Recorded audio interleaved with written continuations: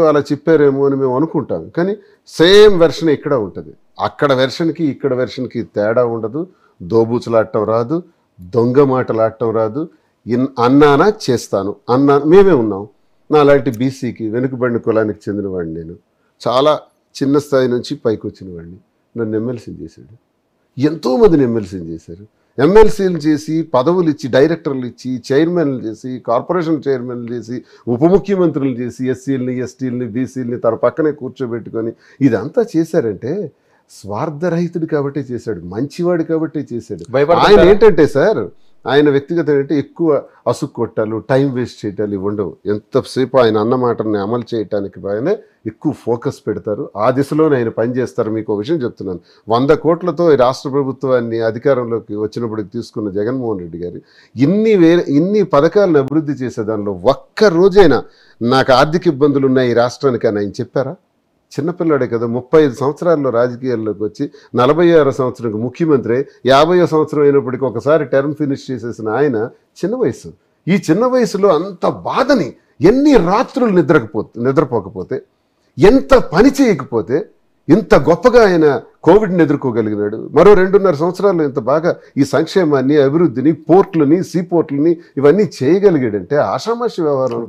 భయపడే వ్యక్తిత్వమా జగన్మోహన్ రెడ్డి గారు? ఎవరికి భయపడతారు? ఆయన ఎవరికైనా ఎందుకు భయపడాలి? తప్పు చేశాడు, తప్పు చేసేవాడు భయపడతాడు. ఆయన ఎప్పుడు తప్పు చేయలేదు, ఎవరికి భయపడరు. చాలా నేను ఒక్కటే మాట చెప్తున్నాను, 100% ఒక గోల్డ్ కాయిన్ జగన్మోహన్ రెడ్డి.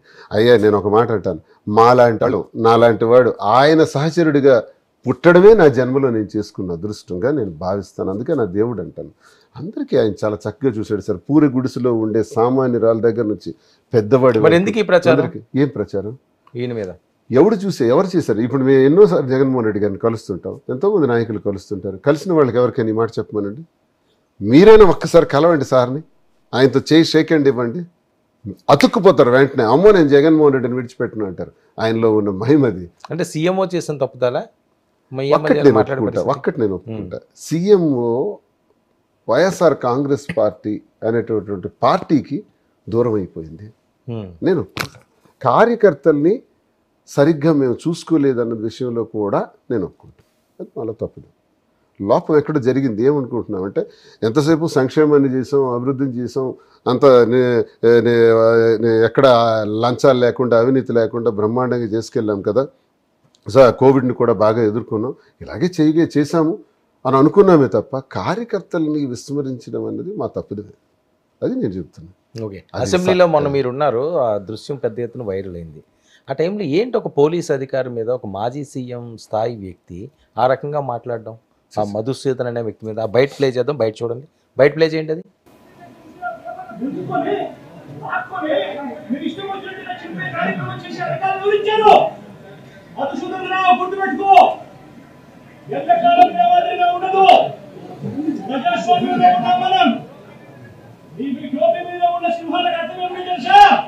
అధికారంలో ఉన్న వాళ్ళకు సెల్యూట్ కొట్టడం కాదు, ప్రజాస్వామ్యాన్ని కాపాడడం కోసం మీరు ఉన్నారు, గుర్తుపెట్టుకోండి.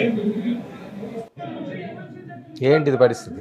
నేను కూడా అక్కడ ఉన్నాను. అవును, మీరు అక్కడ. మేము ఏం చేస్తామంటే, సార్ వస్తున్నారు, ఇంకా వస్తుండేటప్పుడు 41 మంది ఎమ్మెల్సీలు, 10 మంది ఎమ్మెల్యేలు, సార్తో కలిపి 11 అందరూ కలిసి మేము ఎదురుగా వస్తూ నల్లగా కండువాలు, బ్లాక్ కండువాస్ వేసుకుని నిరసన తెలియజేస్తూ మా నిరసన గళాన్ని వినిపిస్తూ రాష్ట్రంలో జరిగిన హత్యాకాండ, మారణ హోమం, హత్యల పైన చర్చించటానికి వీళ్ళు ఏదైతే ఏ పేర్లు చెప్పండి అని ఇప్పుడు పదే అడుగుతున్నారు. ఈరోజు కూడా హౌస్లో అడిగారు.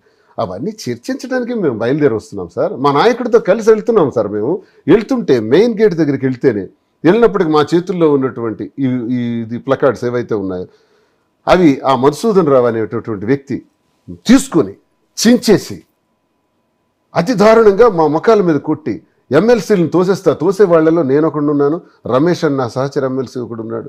ఇద్దరిని తోసేస్తున్నప్పుడు ఆ సార్ ఎక్కడే ఉన్నారు. అరే ఒక మాజీ ముఖ్యమంత్రి ఆయన ఇలా ఉన్నారు, ఆయనకి రక్షణ లేదు, సెక్యూరిటీ కూడా లేదు, ఒంటరిగా వచ్చినట్టు వచ్చారు ఆయన. మేమందరం రక్షణ వలయంలా అక్కడ చుట్టూ ఉన్నాం. ఉండి ఆయన కాపాడుకునే పరిస్థితుల్లో మేము ఉన్నాం. ఈ పరిస్థితుల్లో పోలీసులు ఆయన మీదకి పడేటట్టు ఏదైనా తేడా వస్తే మాలాంటి వాళ్ళం ఒకళ్ళిద్దరం కింద పడిపోయినాం. అదే పరిస్థితి ఆ మహానాయకుడి పరిస్థితి వస్తే మా పరిస్థితి ఏంటి సార్? ఆ పరిస్థితిలో మేము కాపాడుకునే దానిలో ఉండేటి ఇప్పుడు ఈ కాగితాలు చింపేస్తే సార్ కోపం వచ్చింది. మీరు మా మాట మీరు వినిపించడానికి మేము వస్తుంటే అడ్డుకోవడానికి మీరెవరు? ఆ తలపైన ఉండేటువంటి సింహాలు ఏం చెప్తున్నాయి? అధికార పార్టీకి తొత్తులుగా ఉండమని చెప్తున్నాయి. తప్పే ఉంది.